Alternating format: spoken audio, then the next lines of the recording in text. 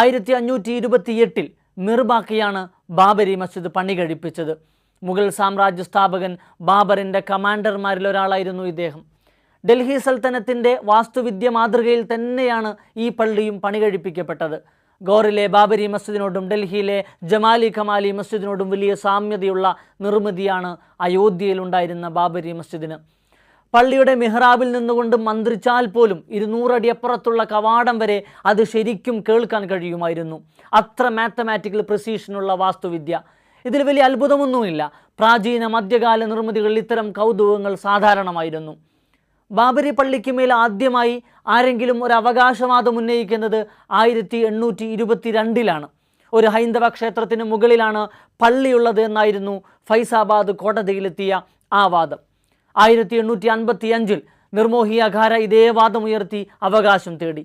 എന്നാൽ അതിനു മുമ്പ് 1853 അയോധ്യയിലെ ഹനുമാൻ ഗാർഹി മന്ദിറിൽ നിന്നുള്ള ഒരു സായുധ സംഘം പള്ളി പിടിച്ചെടുത്തിരുന്നു.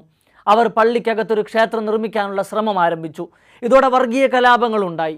2 വർഷം ഈ അസ്വാരസ്യങ്ങൾ നീണ്ടുനിന്നു. 1857 ഹനുമാൻ ഗാർഹി മന്ദിരിലെ പുരോഹിതന്മാർ ഒരു പീഠം നിർമ്മിച്ച് അവിടെ പൂജകൾ ആരംഭിച്ചു. എന്നാൽ 1859 ബ്രിട്ടീഷ് ഭരണകൂടം പള്ളിക്കകത്ത് ഹിന്ദുക്കൾക്കും മുസ്ലിങ്ങൾക്കുമായി വെവ്വേറെ സ്ഥലം ക്രമീകരിച്ചു. അകത്ത് മുറ്റമടക്കം മുസ്ലിങ്ങൾക്ക് പ്രാർത്ഥനയ്ക്കായി ഉപയോഗിക്കാം, പുറത്തെ മുറ്റം ഹിന്ദു വിശ്വാസികൾക്കും ഉപയോഗിക്കാം എന്നായിരുന്നു അന്നത്തെ തീരുമാനം. 1883 വീണ്ടും പള്ളി പിടിച്ചെടുത്ത് ക്ഷേത്രം നിർമ്മിക്കാനുള്ള ശ്രമങ്ങളുണ്ടായി.